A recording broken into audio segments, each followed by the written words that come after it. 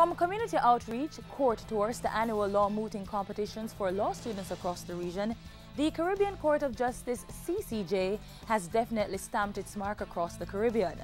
Thanks for joining us for the final edition of a three-part series on the CCJ. This week, as promised, we look at its progress since its installation, examine Jamaica's position on using the CCJ as our final court of appeal, and look to the future.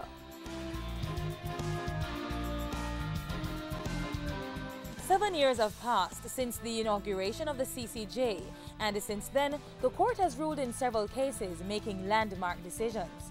Speaking with journalists from across the region, President Sir Charles Byron was only too proud to outline some of the achievements of the court. In statistical terms, 12 matters have been filed. In our appellate jurisdiction, between July 2005 and June 2012, 94 matters have been filed.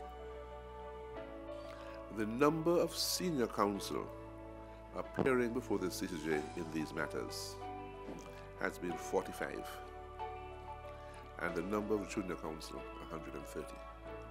The number of appeals indicate beyond doubt that there has been an increase in appeals to the final court.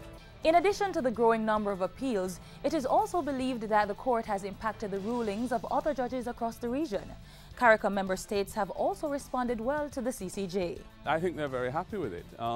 Guyana in particular has had particular benefits from the CCJ because they had left the Privy Council years ago, but they didn't have a court of appeal beyond their local court of appeal.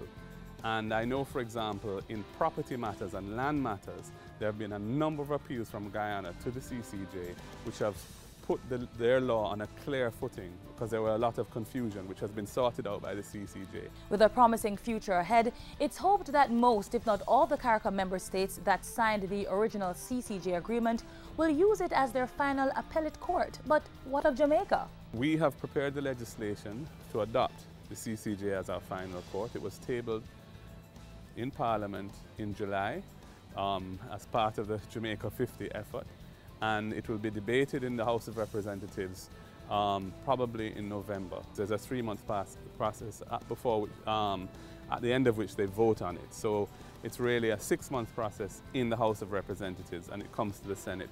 So it should come to the Senate in the first quarter of 2013. So what's required for Jamaica to adopt the CCJ as its final court of appeal? Will a referendum be necessary? A referendum is required where you are amending what's called a deeply entrenched provision of the Constitution. The provision that deals with the Privy Council is not entrenched at all, actually, because it was always envisaged that Jamaica would one day no longer adhere to the colonial court. Many countries of the former British Empire have adopted their own final court and left the Privy Council. None have had a referendum, including countries such as New Zealand and Canada. The only one that has had a referendum is St. Vincent. And the reason there was because their constitution specifically required it. We don't want to politicize the CCJ issue. We think it's an issue that should be done by consensus. And as part of repatriating our sovereignty, bringing our sovereignty home from London, as a nation that's 50 years old. Senator Golding adds that a referendum can be costly. The country could spend about $700 million to hold one. A 2/3 majority vote in the House is all that's required. It's true that the CCJ has a long way to go, but already there are high expectations.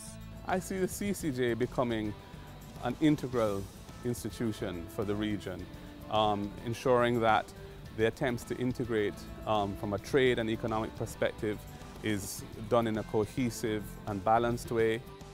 But for now, CCJ President Sir Charles Byron will be satisfied as long as the court continues to prove its worth. The most important thing for me would be for the court to assist in ensuring that there are generally accepted performance standards throughout our region. The first one has to do with the timeliness of case delivery. Throughout our region, I think that's the #1 complaint that I've come across. that cases stay in the system for too long. And I think that as a final Court of Appeal, we are very interested in trying to see this improved. And that's where we leave you on Get the Facts. For more information on the CCJ, visit CaribbeanCourtOfJustice.org. The CCJ, your people, your region, your court. Thanks for watching.